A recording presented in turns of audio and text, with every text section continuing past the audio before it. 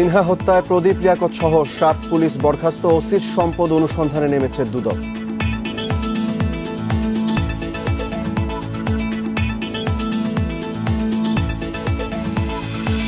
পাঁচ মাসে করোনা পরীক্ষা শনাক্তের হার কমলেও বেড়েছে মৃত্যু, স্বাস্থ্যবিধি না মানলে বিপর্যয়ের শঙ্কা।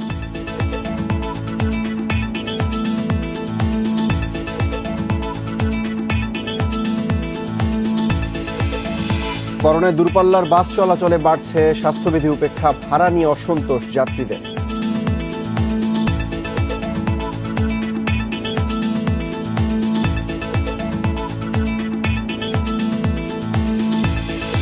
সাইবার ট্রাইব্যুনালে মামলার জট, বিচারের অপেক্ষায় ঝুলে আছে 3000-এর বেশি মামলা।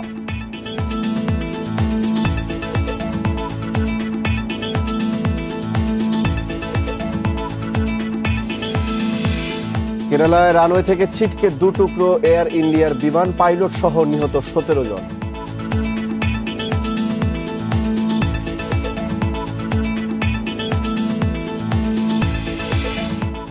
স্বাগত ইন্ডিপেন্ডেন্ট সংবাদে। শিরোনাম শুনছিলেন, এবারে বিস্তারিত।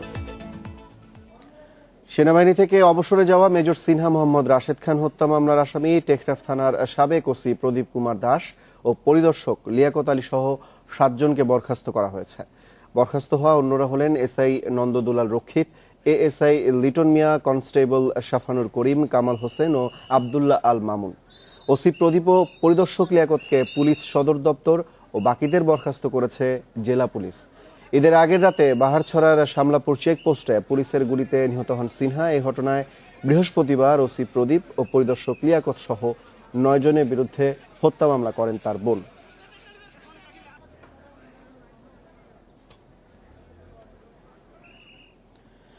এদিকে স্বরাষ্ট্রমন্ত্রী আসাদুজ্জামান খান জানিয়েছেন, সিনহা হত্যার তদন্তে একটি উচ্চ ক্ষমতা সম্পন্ন দল কাজ করছে। কক্সবাজারের এসপির এতে জড়িত থাকার প্রমাণ পাওয়া গেলে তাকেও ছাড় দেওয়া হবে না। শুক্রবার সকালে রাজধানী ধানমন্ডিতে এক সংবাদ সম্মেলনে এই কথা জানান তিনি।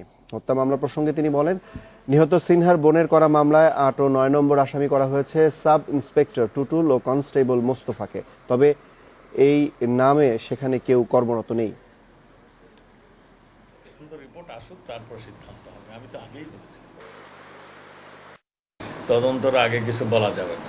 এগুলো ধরেন কে আসে না আসে, এগুলো তদন্ত রিপোর্ট আসুক, এসপির নাম আসলে আমরা দেখব, যার নামে আসে দেখব। আমাদের মাননীয় প্রধানমন্ত্রী তো কোনোটাই করছেন না। টেকনাফের বিতর্কিত ওসি প্রদীপ কুমার দাসের অবৈধ সম্পদ অর্জনের অভিযোগের অনুসন্ধান এই মাসের মধ্যে শেষ করবে দুর্নীতি দমন কমিশন। 1 বছরের বেশি সময় ধরে প্রদীপ ও তার স্ত্রী চুমকির সম্পদের অনুসন্ধান করছে দুদক। এবছরের শুরুতে নিজের ও স্ত্রীর সম্পদের তালিকাও জমা দিয়েছেন তিনি। করোনার কারণে অনুসন্ধান স্থবির হয়ে পড়লেও এখন আবারও তৎপর হয়েছে দুদক। ঘুষ, চাঁদাবাজি, এমনকি ডাকাতির অভিযোগ রয়েছে টেকনাফের সদ্য প্রত্যাহার ওসি প্রদীপ কুমার দাসের বিরুদ্ধে। ওসি থাকার 2 বছরে টেকনাফে 87 জন গোলাগুলিতে নিহত হয়েছেন। এই তালিকায় সর্বশেষ নাম মেজর সিনহা। 2012 সাল থেকে এ পর্যন্ত চট্টগ্রাম, কক্সবাজারের বিভিন্ন থানা থেকে প্রত্যাহার ও একবার বরখাস্ত হয়েছেন প্রদীপ। হিন্দু বিধবার জমি ও চট্টগ্রামের আগ্রাবাদে বোনের জমি দখলের অভিযোগ রয়েছে এই পুলিশ কর্মকর্তার বিরুদ্ধে। টেকনাফ, কক্সবাজারের 1 ডজন ব্যক্তির কাছ থেকে 67 লাখ টাকা চাঁদাবাজির সুনির্দিষ্ট অভিযোগ রয়েছে, যার মধ্যে 3 জন জনপ্রতিনিধি আর 1 জন আওয়ামী লীগ নেতা রয়েছেন। 3 লাখ টাকা দিয়ে কথা কই সারি দিবার কথাবার্তা রইয়ে দেখুন উদ্দেশ্য 2.5 লাখ টাকা দিতেছি। তো মাহমুদ আলীর কথা আর 50,000 ফরত দিন 11টা বাজে আর 50,000 টাকা মাহমুদ আলীর উদ্দেশ্য আইয়ের 50,000 টাকা দি নমারি বেলা 10,500 লাখ টাকা 10,000 হাতে কেসি গাই গলি। অভিযোগ রয়েছে নামে বেনামে কোটি টাকার সম্পদ গড়েছেন প্রদীপ। এর মধ্যে স্ত্রীর নামে চট্টগ্রামের পাথরঘাটায় 6তলা বাড়ি, 16 শহরে 10 শতক প্লট, কক্সবাজারে ফ্ল্যাট ও 2টি গাড়ির হিসাব দুদকে জমা দিয়েছেন।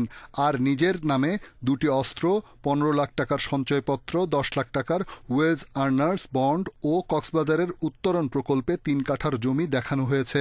তবে অভিযোগ অনুযায়ী আরও সম্পদ আছে কিনা তা খতিয়ে দেখছে দুদক। তবে দুদক বলছে, অবৈধ সম্পদ অর্জনের বিষয়টি খতিয়ে দেখার এখতিয়ার তাদের।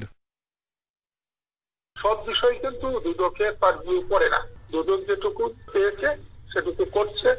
আর যদি অন্য যে অভিযোগের কথা আপনি বলছেন সেগুলো যদি সম্পদ অর্জনের বাইরেও যদি কিছু থাকে তাহলে অনুসন্ধানকারী কর্মকর্তা সেগুলো দেখবে অবশ্যই।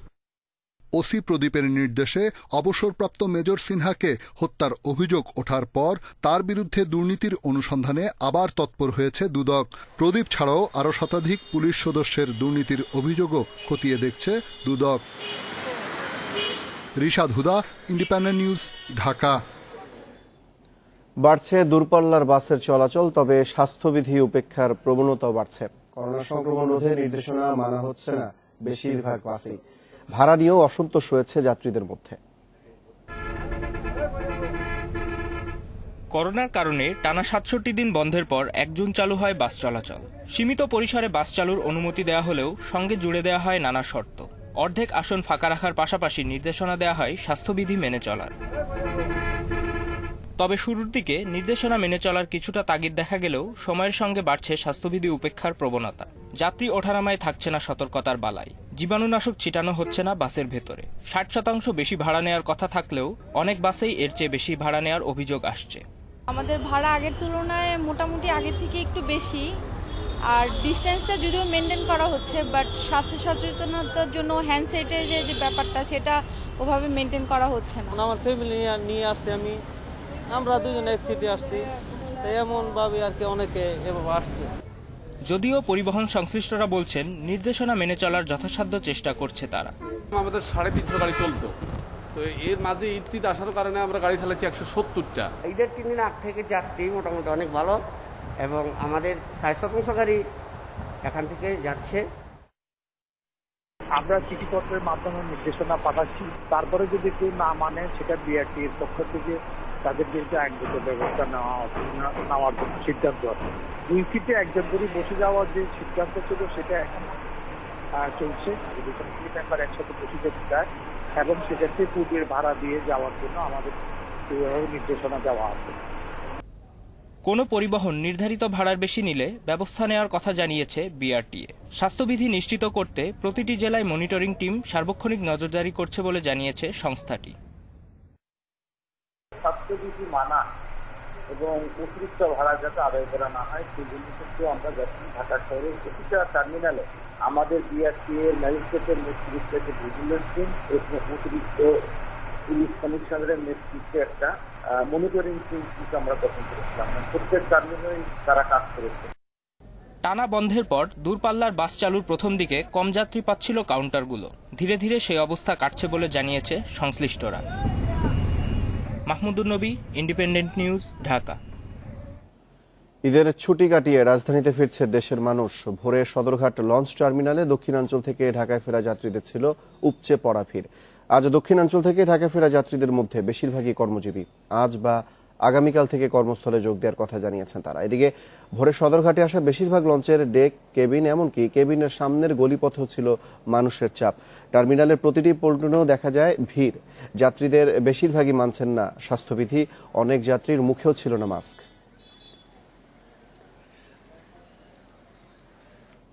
এ বিষয়ে আরো জানাতে সদরঘাট থেকে যোগ দিয়েছেন সহকর্মী জাহিদুল বাশার। বাশার, আজকে নৌপথে ফেরা মানুষের ভিড় কেমন দেখছেন? স্বাস্থ্যবিধি কতটুকু মানছেন তারা? দেখুন, আমরা সকাল থেকে নিয়ে এত মানুষের ভিড় যে একেবারেই সেই বাবুবাজার, রায়সাহেব বাজার থেকে শুরু করে সদরঘাট পর্যন্ত কিন্তু প্রচন্ড মানুষ ছিল। এখন ভিড় খানিকটা কমে গেছে। এরই মধ্যে আমি যারা এখানে বেশ কয়েকটি লঞ্চের যারা কর্তৃপক্ষ রয়েছে আমি তাদের সাথে কথা বলেছি। তারা যেটি বলছেন যে সকাল থেকে এখন পর্যন্ত প্রায় শতাধিক লঞ্চ কিন্তু এরই মধ্যে চলে আসছে। আমরা যখন এই মুহূর্তে কথা বলছি ঠিক তখন কিন্তু আর একটা লঞ্চ এরই মধ্যে আমরা দেখতে পাচ্ছি যে ঢাকা পাতারহাট থেকে একটা লঞ্চ এই মুহূর্তে কিন্তু ঢুকছে এখানে। আর এর পাশে আমি যেটি দেখতে পাচ্ছি যে এমভি ঈগল 4 নামে পটুয়াখালী থেকে আরো একটি লঞ্চ এই মুহূর্তে ঢুকেছে। অর্থাৎ সকাল থেকে নিয়ে প্রায় শতাধিক লঞ্চ কিন্তু এরই মধ্যে সদরঘাটে এসছে।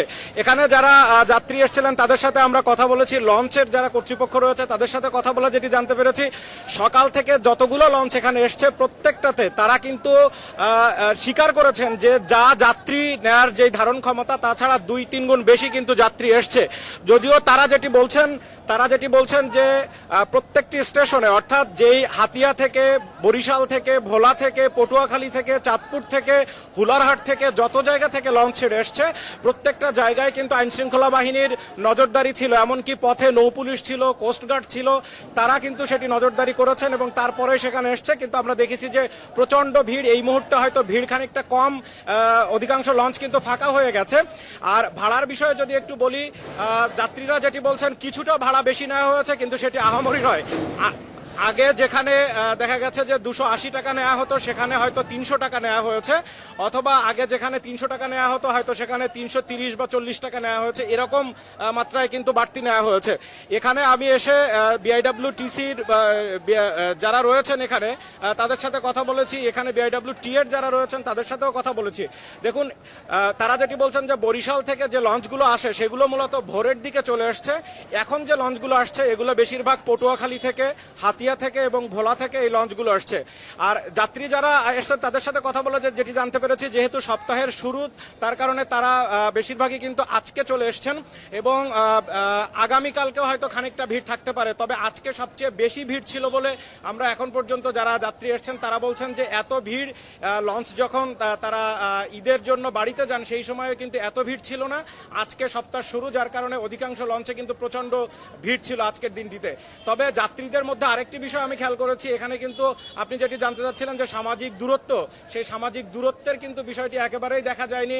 আপনি জানেন যে নৌ পরিবহন প্রতিমন্ত্রী তিনি কিন্তু যখন লঞ্চের ঈদ যাত্রা শুরু হয় সেই সময় কিন্তু তিনি বলেছিলেন যে যেভাবেই হোক অন্তত ডেকে মার্কিং করে সামাজিক। জি বাশার, আপনি সংবাদ সংগ্রহ করতে থাকুন, পরবর্তী নিশ্চয়ই আরো বিস্তারিত আমাদের সঙ্গে যোগ দিবেন। সদরঘাট থেকে জানাচ্ছেন সহকর্মী জাহিদুল বাশার। পদ্মায় তীব্র স্রোতে ফেরি চলাচল ব্যাহত হওয়ায় যাত্রী ও পণ্যবাহী গাড়ির চাপ বেড়েছে রাজবাড়ীর দৌলতদিয়া ফেরিঘাটে। এ নিয়ে জানাতে যোগ দিচ্ছে সহকর্মী শামীম রেজা। শামীম, আজকে ঘাটে কি পরিমাণে গাড়ি অপেক্ষায় রয়েছে? বর্তমানে আজকে ছোট বড় মিলিয়ে কতটি ফেরি চলাচল করছে?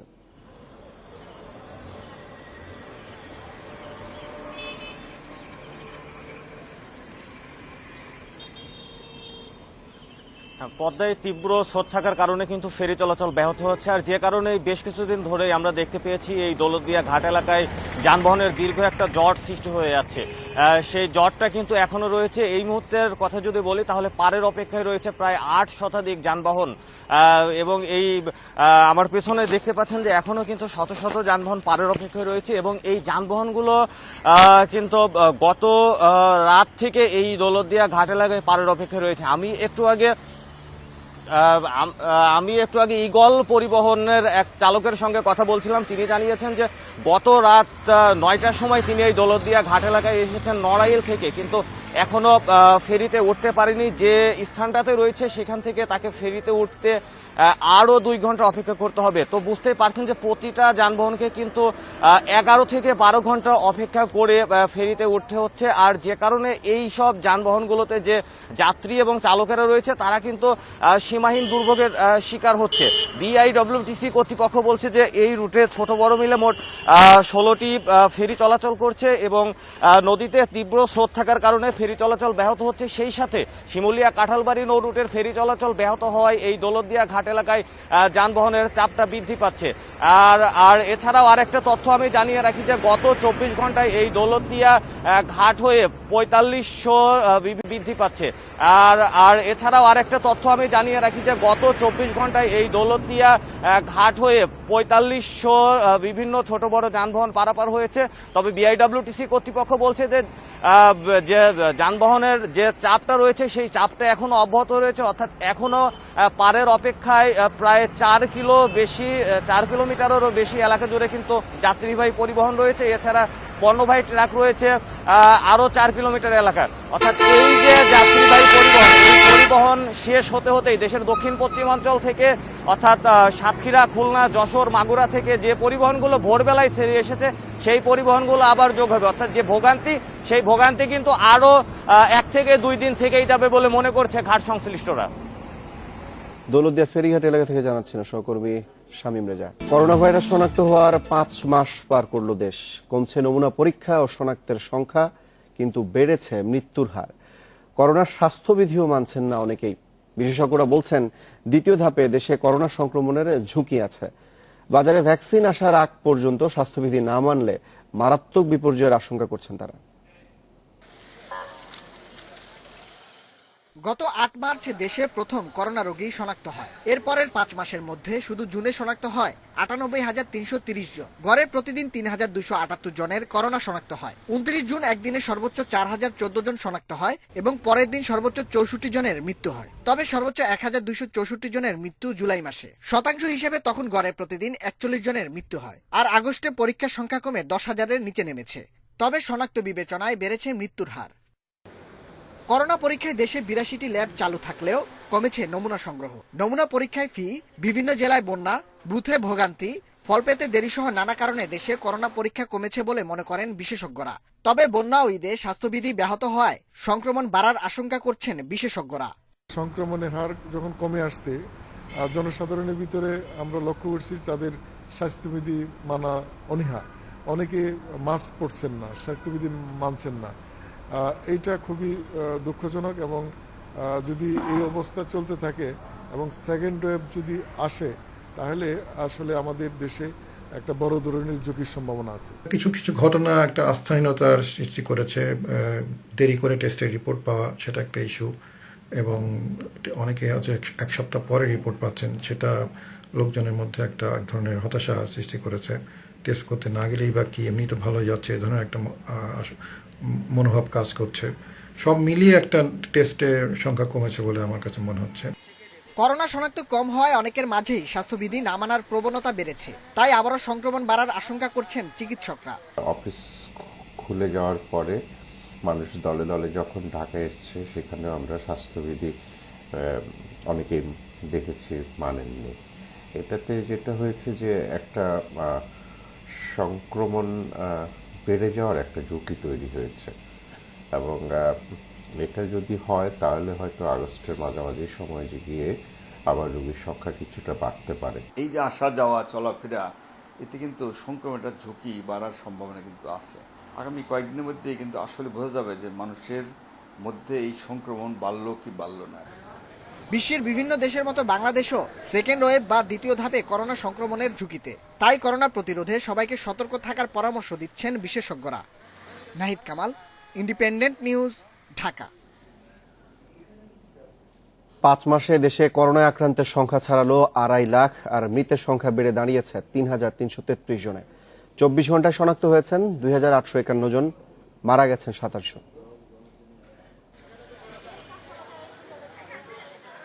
করোনা শনাক্তের ৫ মাসে বাংলাদেশ, এরই মধ্যে আক্রান্ত রোগীর সংখ্যা ছাড়িয়েছে ২.৫ লাখ। শনাক্ত রোগীর সংখ্যা বিবেচনায় বিশ্বে অবস্থান ১৫ নম্বরে। শুক্রবার দুপুর পর্যন্ত গত ২৪ ঘন্টায় ১২,৬৯৯ নমুনা পরীক্ষায় করোনা শনাক্ত হয়েছে ২,৮৫১ জনের, আর সুস্থ হয়েছেন ১,৭৬০ জন। এ নিয়ে মোট সুস্থ হলেন ১,৪৫,৫৮৪ জন। শনাক্ত রোগীর বিপরীতে সুস্থতার হার ৫৭.৬৬%। ২৪ ঘন্টায় পরীক্ষা হয়েছে ১২,৬৯৯টি নমুনা। এ পর্যন্ত নমুনা পরীক্ষা হয়েছে ১২,৩৭,৮২৩টি। ২৪ ঘন্টায় যা নমুনা পরীক্ষা হয়েছে তাতে শনাক্ত হয়েছে ২,৮৫১ জন এবং এ পর্যন্ত শনাক্ত ২,৫২,৫০২ জন। ২৪ ঘন্টায় শনাক্তের হার ২২.৪৫% এবং এ পর্যন্ত শনাক্তের হার ২০.৪০%। একদিনে মারা গেছেন আরও ২৭ জন, এর মধ্যে ২৪ জন পুরুষ ও ৩ জন নারী। এতে মৃতের সংখ্যা বেড়ে দাঁড়ালো ৩,৩৩৩ জনে। শনাক্ত বিবেচনায় মৃত্যুর হার ১.৩২%। ২৪ ঘন্টায় যারা মৃত্যুবরণ করেছেন বয়স বিভাজনে ৪১ থেকে ৫০ বছর ৪ জন, ৫১ থেকে ৬০ বছর ৬ জন, ৬১ থেকে ৭০ ১২ জন, ৭১ থেকে ৮০ বছরের ৪ জন এবং ৮১ থেকে ৯০ বছরের ১ জন। বিশ্ব স্বাস্থ্য সংস্থার তথ্য মতে দেশে প্রতি ১০ লাখে আক্রান্তের হার ১,৪২১.৫%। সবচেয়ে বেশি আক্রান্ত হয়েছেন ঢাকায়, এরপরই অবস্থান করছে চট্টগ্রাম। বন ইবনে কামাল, ইন্ডিপেন্ডেন্ট নিউজ, ঢাকা। দেশে ১৮০টি ব্যাংক অ্যাকাউন্টে ৩৩৭ কোটি টাকার স্থায়ী আমানত রয়েছে ঠিকাদার ও বহিষ্কৃত যুবলীগ নেতা জি.কে. শামীমের। তার বিরুদ্ধে মানি লন্ডারিং মামলায় সিআইডির দেওয়া চার্জশিটে এই তথ্য উল্লেখ করা হয়েছে। এছাড়াও ঢাকায় ২টি বাড়িসহ প্রায় 52 কাঠা জমির মালিক তিনি। অপরাধমূলক কর্মকাণ্ডের মাধ্যমে আয় করা অর্থ জি.কে. শামীম বিদেশে পাচারের চেষ্টা করছিল বলেও জানানো হয়েছে। 2009 থেকে 2019 সাল পর্যন্ত দেশের 180টি ব্যাংক হিসেবে তার লেনদেন প্রায় 6058 কোটি টাকা। ক্যাসিনো বিরোধী অভিযানের এক পর্যায়ে গত বছরের 20 সেপ্টেম্বর শামীমের নিকেতনের বাসা ও কার্যালয়ে অভিযান চালায় র্যাব। এ সময় তার 7 দেহরক্ষীকেও গ্রেপ্তার করা হয়। গত বৃহস্পতিবার জি.কে. শামীমের যে বহুল আলোচিত যে মামলাটি ছিল, চার্জশিট জমা দিয়েছেন আদালতে। এজাহারে যে সমস্ত অভিযোগ ছিল, আমরা আশা করি সমস্ত অভিযোগগুলো সঠিকভাবে প্রমাণিত হয়েছে। দেশের একমাত্র সাইবার ট্রাইব্যুনালে বিচারের অপেক্ষায় ঝুলেছে 3000-এরও বেশি মামলা। পাবলিক প্রসিকিউটর জানালেন, একটি মাত্র ট্রাইব্যুনালের মাধ্যমে সব মামলার বিচার অসম্ভব। এছাড়াও রায়ের আগে আপোষ, মীমাংসা, লোকলজ্জা, ভয়ভীতি সহ নানা কারণে বেশিরভাগ মামলার আসামি সাজা হয় না। তবে পুলিশ বলছে, আসামি যেই হোক খুঁজে বের করে আইনের আওতায় আনার সক্ষমতা আছে তাদের। তথ্য প্রযুক্তির প্রসারের সঙ্গে পাল্লা দিয়ে বাড়ছে সাইবার অপরাধও। আর তার নিয়ন্ত্রণে সরকার প্রণয়ন করেছে তথ্য ও যোগাযোগ প্রযুক্তি আইন। এই আইনের মামলা দ্রুত নিষ্পত্তির জন্য দেশে মাত্র একটি সাইবার ট্রাইব্যুনাল। 2013 থেকে 2020 সাল পর্যন্ত 7 বছরে সাইবার ট্রাইব্যুনালে মামলা 2618টি, নিষ্পত্তি হয়েছে মাত্র 620টি, যার বেশিরভাগ ক্ষেত্রেই আসামির সাজা হয়নি।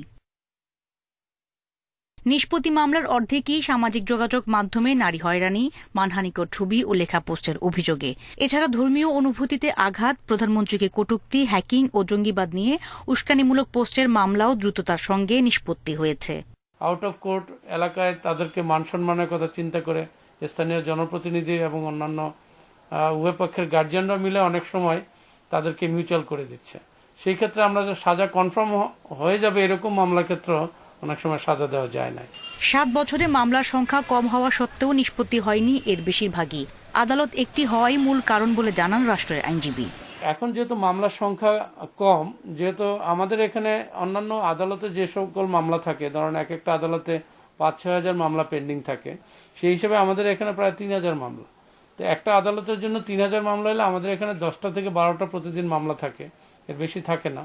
তাতে আমরা যথেষ্ট মনে করি। কিন্তু যদি 7টা বিভাগে 7টা আদালতে এখানে 10টা থেকে 12টা প্রতিদিন মামলা থাকে, এর বেশি থাকে না, তাতে আমরা যথেষ্ট মনে করি। কিন্তু যদি 7টা বিভাগে 7টা আদালতে এই মামলাগুলো হয়, তখন মামলার সংখ্যা এগুলো হয়ে যাবে, তখন আদালতের ক্ষেত্রে খুব কম সময় লাগবে। অভিযোগের ভিত্তিতে দেশের যে কোনো প্রান্ত থেকে প্রকৃত অপরাধীকে চিহ্নিত করার সক্ষমতা সাইবার সিকিউরিটি অ্যান্ড ক্রাইম বিভাগের আছে বলে জানালেন পুলিশের অতিরিক্ত উপকমিশনার। তারপর একটা জঙ্গি হামলার বিষয়ে একটা পোস্ট দেওয়া হয়েছিল ফেক আইডি থেকে। সো এটা তো মামলা নাও হতে পারে, মামলা হওয়ার আগেই তো কাজ করতে হবে। তো সেক্ষেত্রে কাজ করার জন্য আমাদের সক্ষমতা আছে সেই আইডিটাকে ডিটেক্ট করা, এবং আমাদের ইন্টারন্যাশনাল যারা কোলাবোরেশন আছে, ইন্টারন্যাশনাল বন্ধুরা আছে, অন্য দেশের পুলিশ অথবা ইন্টারপোল অথবা আমাদের FBI বন্ধুরা আছে, আমরা বিভিন্ন ইন্টারন্যাশনাল স্টেকহোল্ডারদের সঙ্গে কথা বলে এবং আমাদের যে প্রাদেশিক সক্ষমতা সব সমন্বয় করে আমরা খুঁজে পেয়ে সম্মত হই মূলত যে এই কাজটা করেছে। সাইবার অপরাধের দ্রুত বিচারে ঢাকার বাইরে 7 বিভাগীয় শহরে সাইবার ট্রাইব্যুনাল স্থাপনের কাজ চলছে বলে জানিয়েছে আইন মন্ত্রণালয়। Afroza Khatun, independent News, Dhaka. জাতির পিতা বঙ্গবন্ধু শেখ মুজিবুর রহমানের সহধর্মিণী বঙ্গমাতা শেখ ফজিলাতুন্নেসা মুজিবের 90তম জন্মবার্ষিকী আজ। 1930 সালের এই দিনে গোপালগঞ্জ জেলার টুঙ্গিপাড়া গ্রামে তিনি জন্মগ্রহণ করেন। 1975 সালের 15 আগস্ট কাল রাতে তিনি জাতির পিতার হত্যাকারীদের হাতে পরিবারের অন্যান্য সদস্যদের সঙ্গে নির্মমভাবে নিহত হন। এ উপলক্ষে সকাল 10:30 ভিডিও কনফারেন্সিং এর মাধ্যমে বঙ্গমাতা ফজিলাতুন্নেসা মুজিব জন্মদিন উদযাপন অনুষ্ঠান উদ্বোধন করবেন প্রধানমন্ত্রী শেখ হাসিনা। স্বাস্থ্যবিধি মেনে সকাল 9টায় কবরে শ্রদ্ধা জানাবে আওয়ামী লীগ এর অঙ্গ সংগঠন। 10:30টায় বনানী কবরস্থানে ফুল দিয়ে শ্রদ্ধা জানাবেন ঢাকা দক্ষিণের মেয়র ব্যারিস্টার শেখ ফজলে নূর তাপস। এছাড়াও শ্রদ্ধা জানানো হবে বিভিন্ন সংগঠনের পক্ষ থেকে।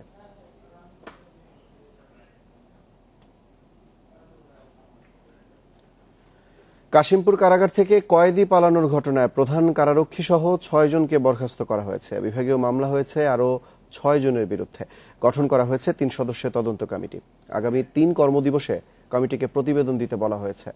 বৃহস্পতিবার সন্ধ্যা থেকে পলাতক যাবজ্জীবন দণ্ডপ্রাপ্ত আসামি আবু বকর সিদ্দিক। কাশিমপুর কারাগারের জেল সুপার জাহানারা বেগম জানান, এর আগে 2015 সালের মে মাসে আবু বকর একবার সেপটিক ট্যাঙ্কে লুকিয়েছিলেন, পরদিন তাকে উদ্ধার করা হয়। 2011 সালে রাজশাহী কেন্দ্রীয় কারাগার থেকে ফাঁসির আসামি হিসেবে কাশিমপুর কারাগারে আনা হয় তাকে। 2012 সালে সাজা কমিয়ে যাবজ্জীবন কারাদণ্ড দেয় আদালত।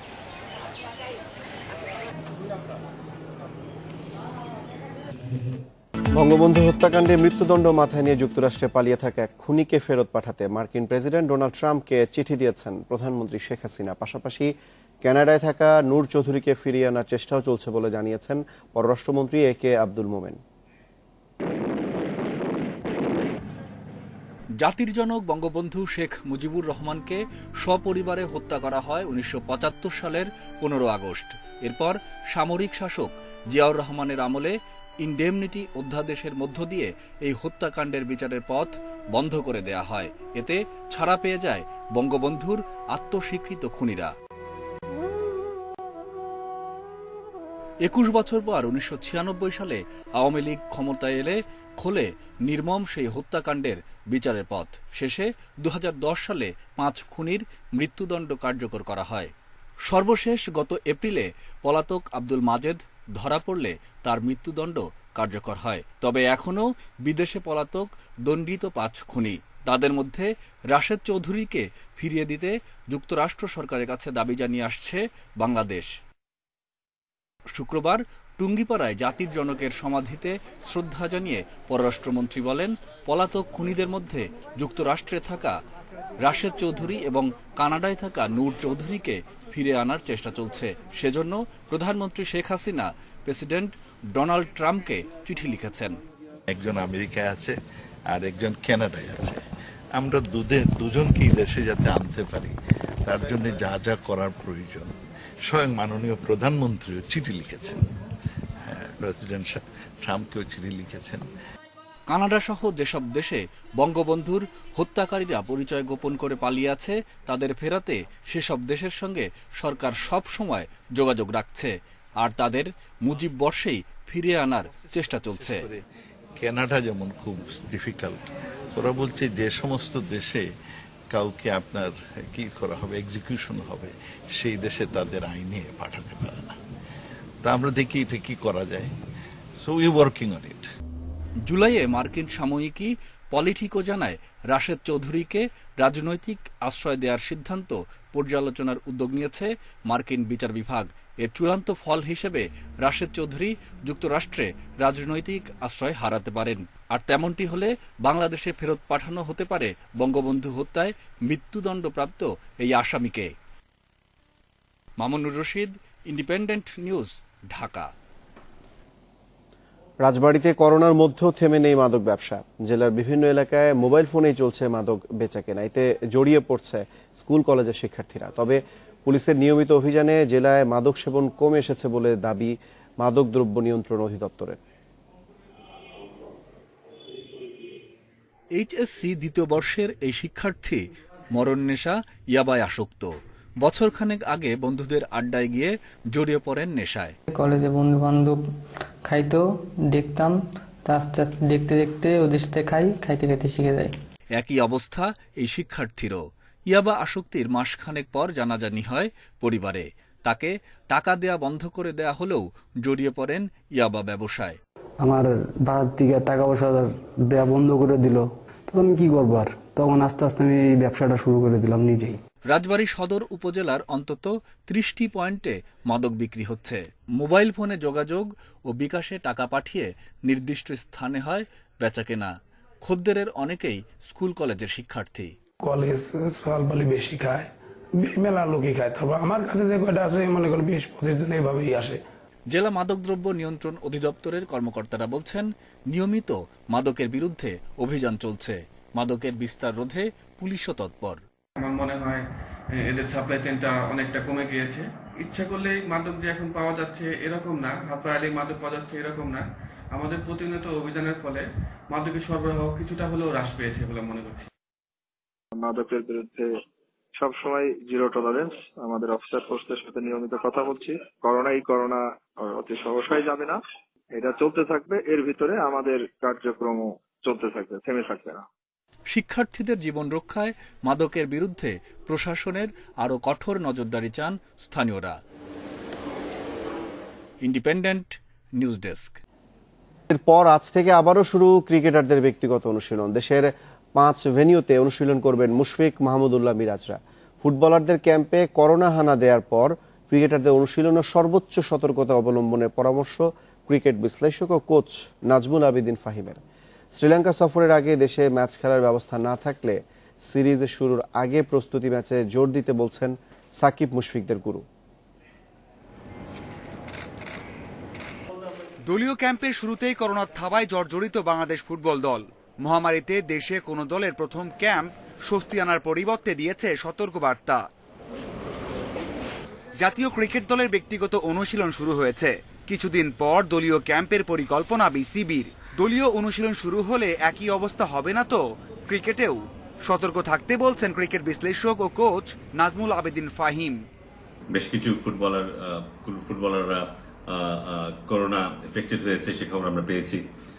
এটা খুব আশঙ্কার একটা ব্যাপার আমাদের জন্য, কারণ এরা সবাই অ্যাসিম্পটোম্যাটিক। একই ব্যাপার আমাদের ক্রিকেটের ব্যাপারে ঘটছে কিনা এটা কিন্তু আমাদের একটু খতিয়ে দেখা দরকার।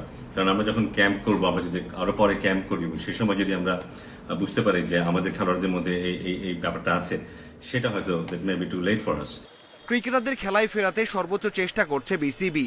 টেস্টের পাশাপাশি টি-20 সিরিজ খেলার কথাবার্তা চলছে শ্রীলঙ্কার সাথে। ঢাকা প্রিমিয়ার লিগ না হলে তার আগে কোনো ম্যাচ খেলার সুযোগ নেই টাইগারদের। দীর্ঘ সময় পর মানিয়ে নিতে কি করা দরকার পরামর্শ দিচ্ছেন সাকিব মুশফিকদের গুরু। ক্রিকেট বোর্ড শ্রীলঙ্কাতে আমাদের জাতীয় দলের পাশাপাশি আমাদের এইচপি দলকে নিয়ে যাবে এবং ওখানে কিছু প্র্যাকটিস ম্যাচ খেলার চেষ্টা করবে, এবং সেটা যদি করা যায় আমার মনে হয় সেটা সবচেয়ে ভালো অপশন হতে পারে আমাদের জন্য। ব্যাপারটা এক্সপেন্সিভ যদিও, কিন্তু আমার মনে হয় জাতীয় দলের পাশাপাশি আমাদের লিডিং ক্রিকেটার যারা আছে তারাও একটা এক্সপোজার পেতে পারে এই সুযোগে। জাতীয় দলের পাশাপাশি এইচপি দলকে লঙ্কা সফরে পাঠানোর পরিকল্পনা বিসিবির। এমনটা করতে পারলে দ্রুত আগের অবস্থায় ফিরতে পারবেন ক্রিকেটাররা, বিশ্বাস নাজমুল আবেদিন ফাহিমের। Mazharul Islam, independent news. এছাড়া এখনকার সংবাদ ইন্ডিপেন্ডেন্ট টেলিভিশন। সব খবর আরো বিস্তারিত জানতে চোখ রাখুন ফেসবুক, ইউটিউব, টুইটারে। সাথে থাকার জন্য ধন্যবাদ।